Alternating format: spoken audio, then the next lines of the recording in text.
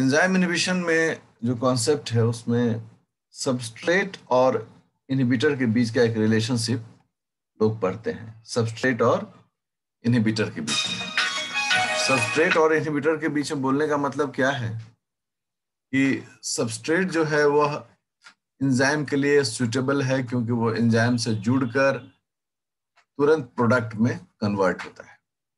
लेकिन वहीं पर अगर हम बात करें इनहिबिटर की, तो इनहिबिटर ना सिर्फ एंजाइम से जुड़ता है बल्कि उसको या तो वो स्टेबल कर देता है, मतलब जुड़ा और जन्म जन्म का साथ हो गया पहला, और या फिर उसके काम करने के रफ्तार को बहुत ही स्लो कर देता है। तो अगर हम एक एंजाइम का इनहिबिटर देखेंगे तो हमें बेसिकली सबस्ट्रेट और इनहिबिटर के बीच का एक रिलेशनशिप जो है वह देखना पड़ता है कि इन दोनों के बीच में किस प्रकार से रिलेशनशिप है। ठीक है। जो सबसे पहला टाइप है यहाँ पर उसे हम लोग कह रहे हैं कॉम्पिटिटिव इनहिबिशन। कंपटीशन हमेशा अपने जैसों में होती है, कंपटीशन कभी भी डिफरेंट चीजों में नहीं होती है।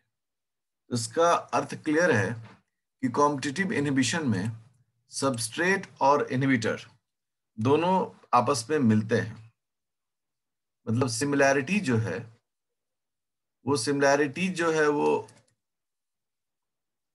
किसके किसके बीच में होगा? तो सिमिलैरिटीज बिटवीन सबस्ट्रेट, ठीक है, हम थोड़ा कैपिटल से लिख देते हैं, substrate and inhibitor.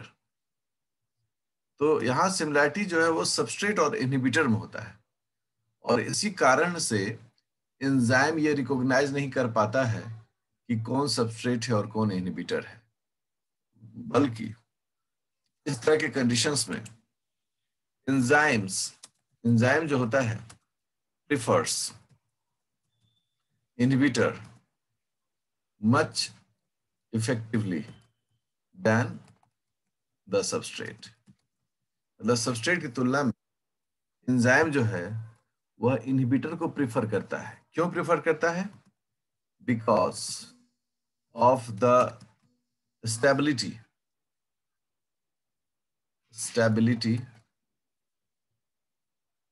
Of EI complex. क्योंकि EI कॉम्प्लेक्स को क्या हो जाता है? स्टेबल हो जाता है। तो हम लोग भी अपने जिंदगी में स्टेबिलिटी को बहुत प्रिफर करते हैं।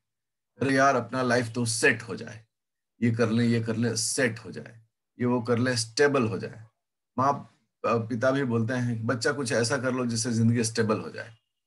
ऑल्दो ये बहुत वेग वर्ड है कि स्टेबल नाम का कुछ वर्ड होता नहीं है, लेकिन बेटर देन अदर्स, है ना। कोई अनस्टेबल है उससे थोड़ा सा कम अनस्टेबल रहेंगे।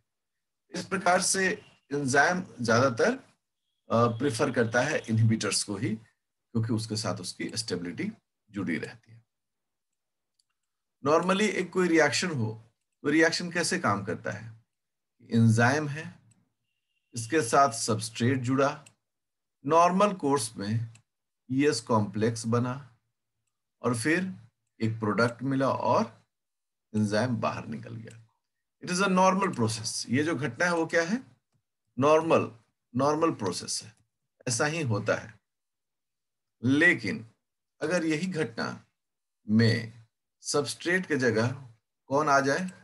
सबस्ट्रेट के जगह वहां पर इनहिबिटर आ जाए, एंजाइम और इनहिबिटर आपस में कॉम्प्लेक्स बनाता है और उसका कोई प्रोडक्ट मिलता नहीं है, मतलब यह जो है इनहिबिशन है। यह क्या है? एंजाइम इनहिबिशन है। ये चूंकि आप सब लोग पढ़े हैं इसलिए आप सब जानते हैं। इसलिए अगर हम कोई ग्राफ ड्रॉ करें तो जो रेट ऑफ रिएक्शन है वह ज्यादा अच्छे से दिखेगा हमें नॉर्मल प्रोसेस में। और एंजाइम इनहिबिशन में क्या है? वंस एंजाइम इनहिबिटर कॉम्प्लेक्स बन जाता है तो उसके काम करने की रफ्तार जो है वह रुक जाती है या बहुत स्लो हो जाया करता है। तो यह जो है इसका बेसिक मीनिंग है जिसको हमें दिमाग में रखना चाहिए। पहला बेसिक मीनिंग, इसका फंडामेंटल मीनिंग क्या है कि कॉम्पिटिटिव इनहिबिटर्स जो होते हैं वो लुक अलाइक होते हैं किसके? सबस्ट्रेट के। एंड ये ज्यादा स्टेबल होते हैं किसकी तुलना में? एक सबस्ट्रेट और एंजाइम के आपस में जुड़ने की तुलना में। देखो यहां पर आप क्या देख रहे हैं, एंजाइम है, सबस्ट्रेट है और इनहिबिटर है।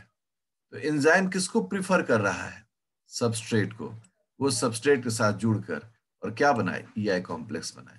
क्योंकि ये ईआई कॉम्प्लेक्स क्या है, यह ईआई कॉम्प्लेक्स स्टेबल है। इस प्रकार से इसकी स्टेबिलिटी जो होती है वह मापी जाती है। इसी क्रम में, इससे पहले कि इसके इक्वेशन और ग्राफ में आए, हम आपसे एक रिएक्शन डील करना चाहते हैं और उसके लिए हम सोचते हैं कि व्हाइट बोर्ड जो है उसको हम यूज करें, है ना। तो अगर हम व्हाइट बोर्ड यूज करते हैं तो हम इसमें थोड़ा सा देख सकते हैं उस एंजाइम को। देखो एक एंजाइम है जिसका नाम है succinate dehydrogenase.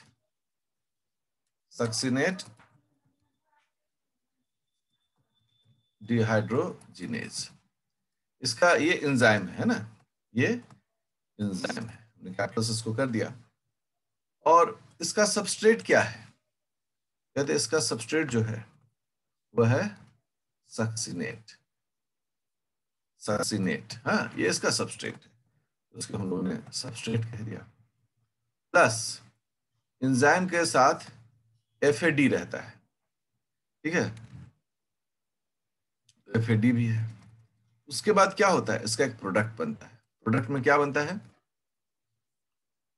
Fumarate, this one is product, plus FADH2 plus the enzyme succinate dehydrogenase, जो क्या है, एंजाइम है। इस प्रकार से इसका एक पूरा नॉर्मल कोर्स ऑफ रिएक्शन है जो क्रेब्स साइकिल में हम लोग देखते हैं, ठीक है। लेकिन यदि इसी एंजाइम में, इसी सक्सिनेट डिहाइड्रोजनेज के साथ, जो कि एंजाइम है, इसके साथ अगर मैलोनेट जुड़ जाए, इसके साथ क्या जुड़ जाए, मैलोनेट। यहां मैलोनेट क्या है, यहां मैलोनेट एक प्रकार का इनहिबिटर है। और इन दोनों को आपस में जुड़ने में बहुत अच्छा लगेगा क्योंकि ये स्टेबल प्रोडक्ट बनाते हैं, ये बहुत ही स्टेबल प्रोडक्ट बनाते हैं और एंजाइम इनहिबिटर कॉम्प्लेक्स बनाते हैं जो क्या हो जाता है, स्टेबल हो जाता है और उसके बाद कोई रिएक्शन होता नहीं है। यह इसका एक एग्जाम्पल है जो कि क्रेब्स साइकिल का इनहिबिटर है। अब क्या होता है कि अगर हम गौर करें और चीजों को थोड़ा सा ढंग से देखने और बुझने की कोशिश करें तो हमें बहुत सारी बातें अच्छे से समझ में आती है। और उसमें सबसे पहली जो बात है वो क्या, कौन सी बात है, ये जो सक्सिनेट डिहाइड्रोजनेज है वह एंजाइम, वह जो सबस्ट्रेट है उस सबस्ट्रेट के किस हिस्से को सबसे पहले पहचानता है। तो उस सबस्ट्रेट में जो दोनों तरफ कार्बोक्साइलेट ग्रुप है COO माइनस, है ना, इस ग्रुप को वो पहचानता है। मतलब ये जो है वो फर्स्ट इंफॉर्मेशन इसका हिस्सा है। अगर ये दोनों है तो सक्सिनेट डिहाइड्रोजनेज इसको प्रीफर करेगा, ठीक है। और देखो ये जो है ये सक्सिनेट है, CH2 ये सक्सिनेट का फॉर्मूला है। अब देखो मैलोनेट का फॉर्मूला क्या होता है वो अब आप देखिए। तो मैलोनेट भी इसी से मिलता जुलता है, मैलोनेट भी जो इसी से मिलता जुलता स्ट्रक्चर है। इसके भी ऊपर और नीचे सभी डाइकार्बोक्सिलिक एसिड हैं, ऊपर होता है, इसके भी ऊपर नीचे इस तरह से ये जो पहचान वाला ग्रुप है वो है, लेकिन बीच में एक ही CH2 है ना। तो इस प्रकार से ये दोनों आपस में बड़े मिलते हैं, सक्सिनेट भी और मैलोनेट भी। तो मैलोनेट और सक्सिनेट एक दूसरे से मिलता जुलता है। लेकिन जब एंजाइम इससे जुड़ता है वह एक हाइड्रोजन यहां से निकाल लेता है और एक हाइड्रोजन यहां से निकाल लेता है, जिसके कारण क्या होता है, फ्यूमरेट नाम का एक प्रोडक्ट बनता है, ठीक है ना। फ्यूमरेट प्रोडक्ट जो है वह बन के तैयार हो जाता है जिसमें एक डबल बॉन्ड होता है इन दोनों कार्बन के बीच में, ठीक है। बाकी तो एज यूजुअल जैसा हम जानते हैं वैसा होता ही है।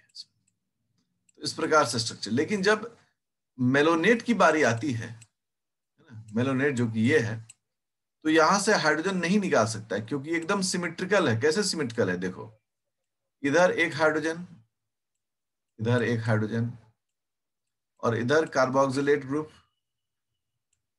और इधर भी कार्बोक्सिलेट ग्रुप। तो आप गौर करें कि ये सिमेट्रिकल है, इसलिए ये स्टेबल हो जाता है, इससे कोई प्रोडक्ट मिलता नहीं है। तो ये जो है इसका एक बेसिक कॉन्सेप्ट है जिसके कारण हम लोग कॉम्पिटिटिव इनहिबिशन को समझते हैं। यहां पर है कि अगर जैसा मिकालिस मेंटेन इक्वेशन ने बताया, ये स्टेडी स्टेट इक्विलिब्रियम की बात अगर हम करें तो स्टेडी स्टेट इक्विलिब्रियम का हमारा फॉर्मूला क्या था?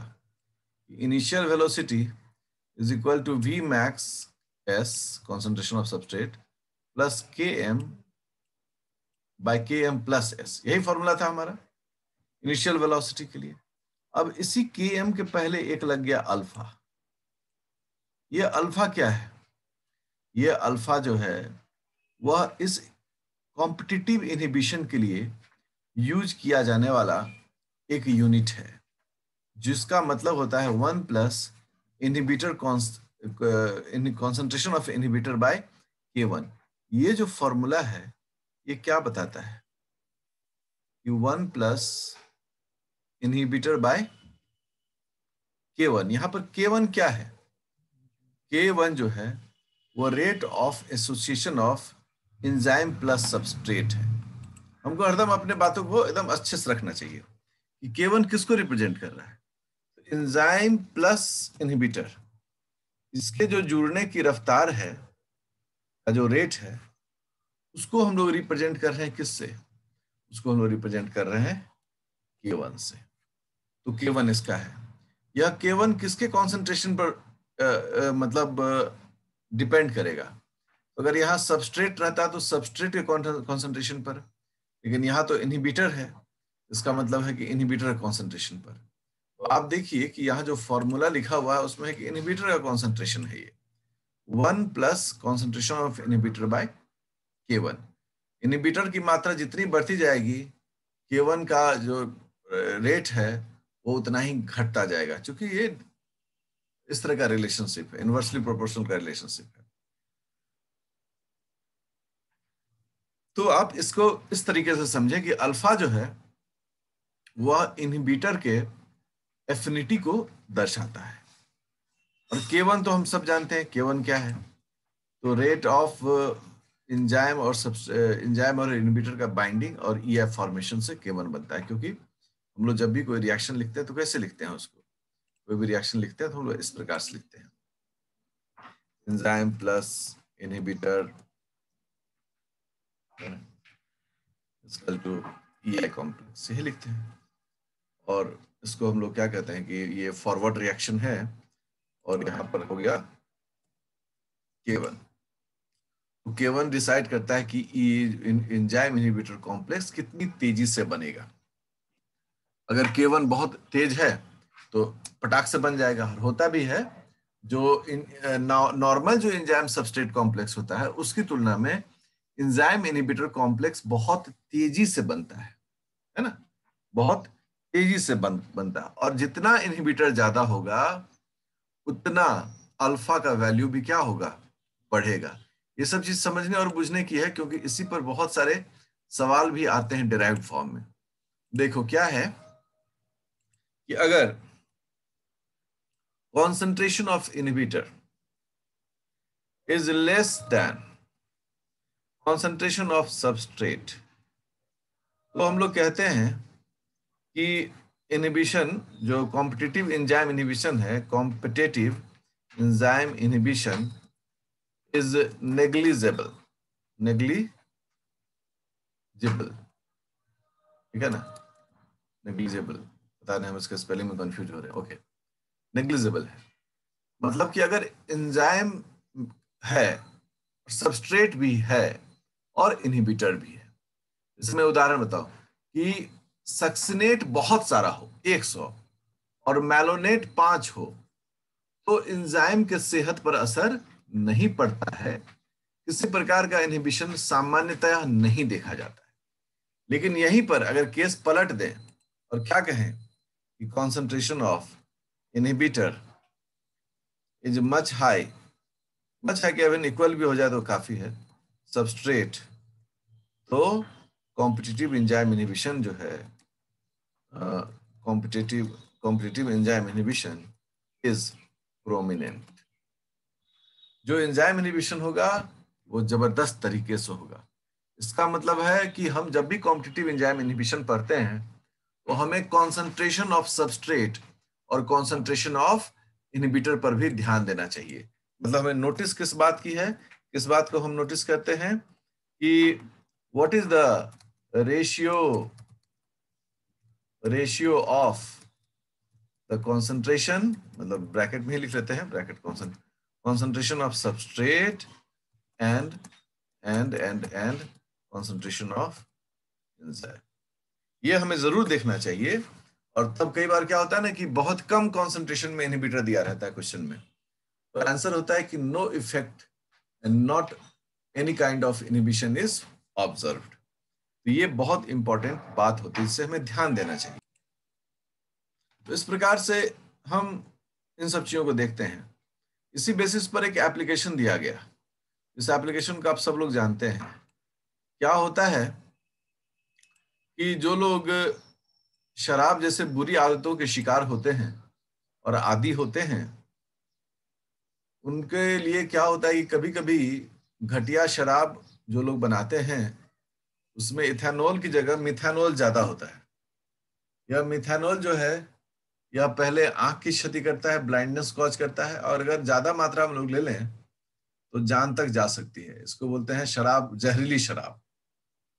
तो जब इस तरह के पेशेंट हॉस्पिटल में दाखिल होते हैं तो डॉक्टर देखता है कि इथेनॉल का जो डिहाइड्रोजनेज है जिससे कि इथेनॉल जुड़ता है, वह एंजाइम अगर मिथेनॉल को अपने साथ जोड़ेगा तो एंजाइम डैमेज हो जाएगा।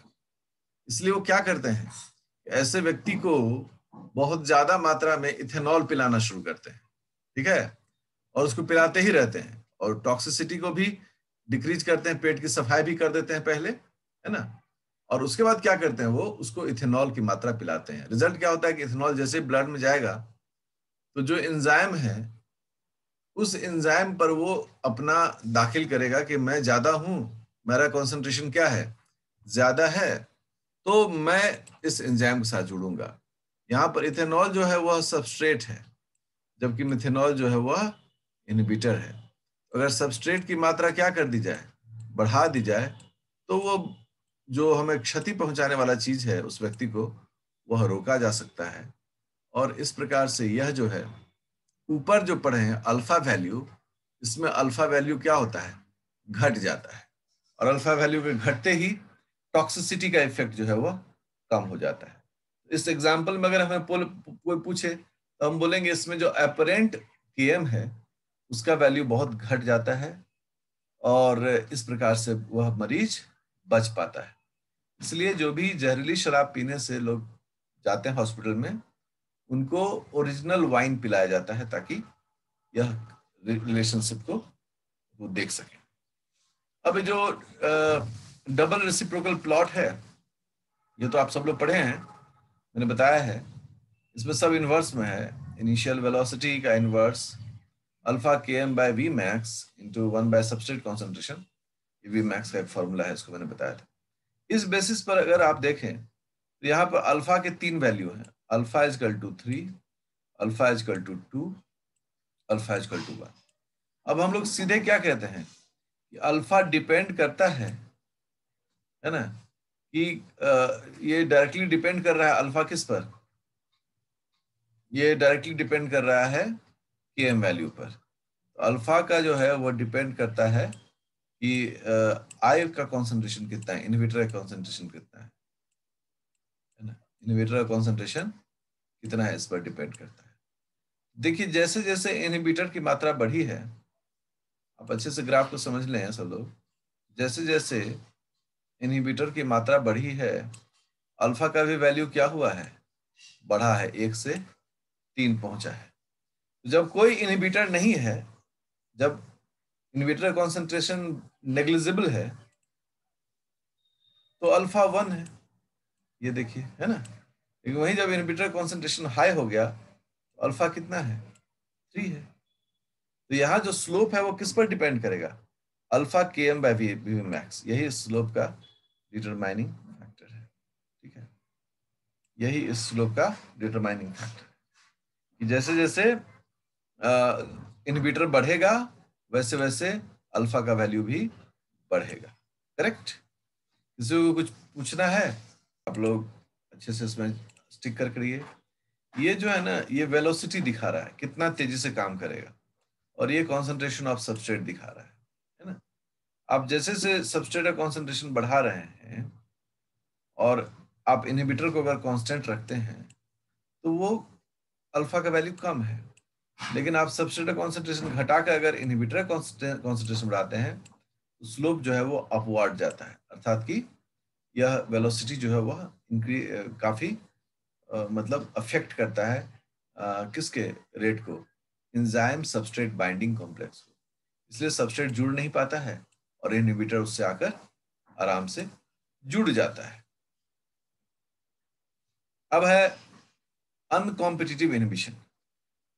अनकॉम्पिटिटिव इनहिबिशन में क्या है कि सबस्ट्रेट और इनहिबिटर, ये जो सबस्ट्रेट है और ये जो इनहिबिटर है, यह दोनों अलग अलग चीज है।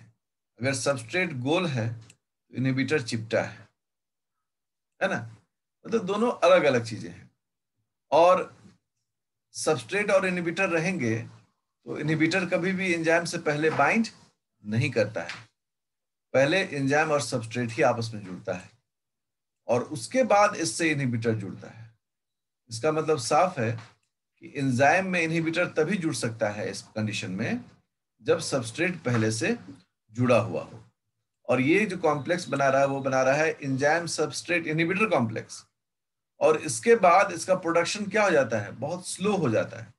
जो काम 1 सेकेंड में होना था वह काम एक आध साल में भी हो सकता है, मतलब महीनों ये आपस में चिपका हुआ ही रहता है। जो खास बात है इसमें वह यह है, यह दोनों अलग अलग हैं, सबस्ट्रेट और इनहिबिटर। ठीक है? अब यहां पर भी जो फॉर्मूला बनाया गया स्टेडी स्टेट में, initial velocity is equal to V max concentration of substrate K M, और यहां पर देखिए यहां पर जो अल्फा वैल्यू है वह सबस्ट्रेट के साथ उसका मल्टीप्लीकेशन है, जबकि यही जब कॉम्पिटिटिव इनहिबिशन था तो अल्फा का वैल्यू किसके साथ था, के एम के साथ, है ना। अल्फा जो है वो के एम का मल्टीप्लायर था। और इसमें क्या है कि अल्फा डैश जो है, चूंकि वैल्यू अल्फा मतलब वही अल्फा ही है लेकिन उसको डैश से इंडिकेट किया गया है, अल्फा डैश जो है वह सबस्ट्रेट पर डिपेंड करता है। बाकी जो लिखने का तरीका वो उसी प्रकार से है, alpha dash is equal to 1 by inhibitor concentration by K dash concentration of inhibitor, मतलब वही चीज है। ठीक है? यहां पर भी उसी तरह से चीजें लिखी हुई हैं, बस के की जगह के डैश लिखा हुआ है। ठीक है? उसी तरीके से। अब यहां पर कहता है कि मानिए कि अगर सबस्ट्रेट का कॉन्सेंट्रेशन इनहिबिटर कॉन्सेंट्रेशन से बहुत ज्यादा हो, पॉइंट टू बी नोटेड, ये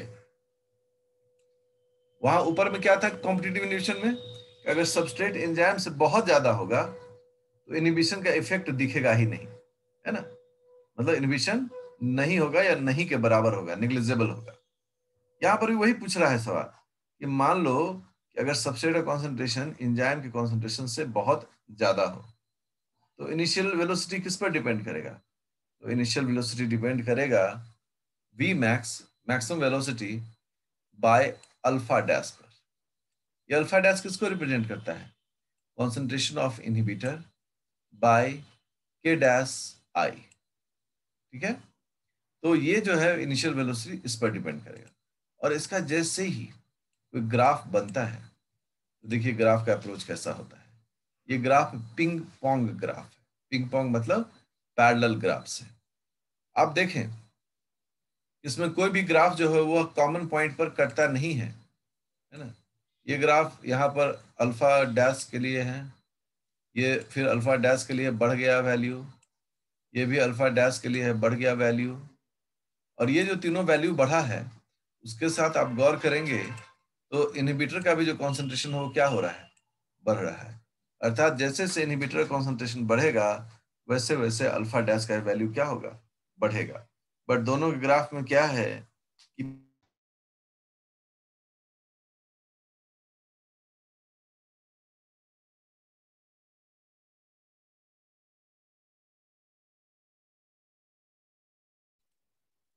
ये चीज समझना चाहिए कि ये ग्राफ कैसे और किसको ऐसे रिप्रेजेंट कर रहा है।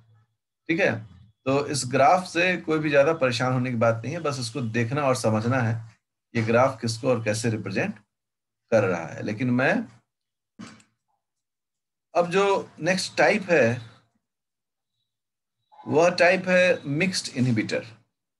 मिक्स्ड इनहिबिटर का मतलब क्या है कि इसमें एंजाइम, सबस्ट्रेट और इनहिबिटर के बीच में भी कंपटीशन हो सकता है, या एंजाइम सबस्ट्रेट जुड़ जाए तब इसमें इनहिबिटर जुड़ सकता है। ये जो पहला कॉन्सेप्ट कह रहा है वह कॉन्सेप्ट कॉम्पिटिटिव इनहिबिशन का है। आप देखिए, एंजाइम है, सबस्ट्रेट है, इनहिबिटर है, एंजाइम इनहिबिटर जुड़ गया और सबस्ट्रेट बाहर रह गया, ये कॉम्पिटिटिव इनहिबिशन का है। वहीं पर अगर इसको देखें दूसरे वाले को, एंजाइम सबस्ट्रेट है तब इनहिबिटर है, यह जो है वह नॉन कॉम्पिटिटिव इनहिबिशन को रिप्रेजेंट कर रहा है। तो निश्चित रूप से इसका जो initial velocity steady state equilibrium का बनेगा, उसमें दोनों वैल्यू रहेगा, अल्फा के एम भी रहेगा और अल्फा डैश सबस्ट्रेट कॉन्सेंट्रेशन भी रहेगा। तो इस प्रकार से इसको हम लोग रिप्रेजेंट करते हैं। आप एक बार थोड़ी सी गहराई से इसको देखिए और जो समस्या है वो सामने रखिए।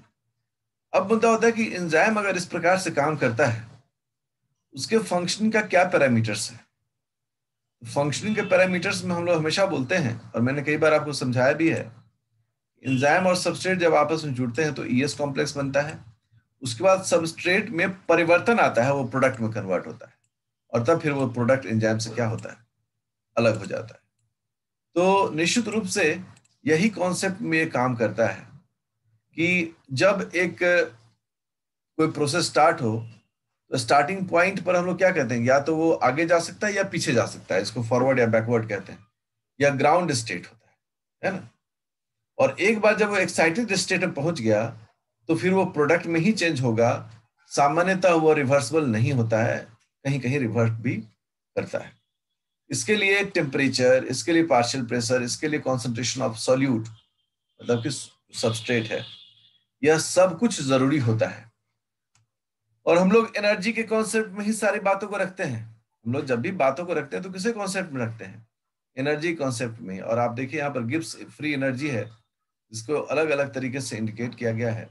ये जो ऊपर का गिब्स है, जो नॉट यहाँ लिखा हुआ, 0 लिखा हुआ है, इसको स्टैंडर्ड फ्री एनर्जी चेंज बोलते हैं, 7pH7 पर। फ्री एनर्जी मतलब क्या होता है, the amount of energy which is use to do the work, वह मात्रा ऊर्जा का जिसके मदद से हम कुछ कर सकते हैं, that is called free energy. और जी के ऊपर 2 प्लस है, इसका मतलब क्या हो गया, वो एक्टिवेशन एनर्जी हो गया। एंजाइम को किस एनर्जी से काम होता है, एक्टिवेशन एनर्जी से। क्यों? क्योंकि फ्री एनर्जी कितना भी रहे, एंजाइम तो उतना ही एनर्जी यूज करेगा ना जो उसको एक्टिवेट करने के लिए पार्ट्स, जो सबस्ट्रेट को एक्टिवेट करके प्रोडक्ट में चेंज किया सके। और जी वैसे तो 10 हम लोग कई बार बोलते हैं इशारे में, जी आई नॉट जो है वो biochemical standard free energy change है pH7 पर। बायोकेमिकल मतलब क्या लिखा गया, 2 तरह के स्टेटस होते हैं, एक सेल के अंदर में और एक लैबोरेटरी के अंदर में। ठीक है, तो जब हम सेल के अंदर में किसी कंडीशन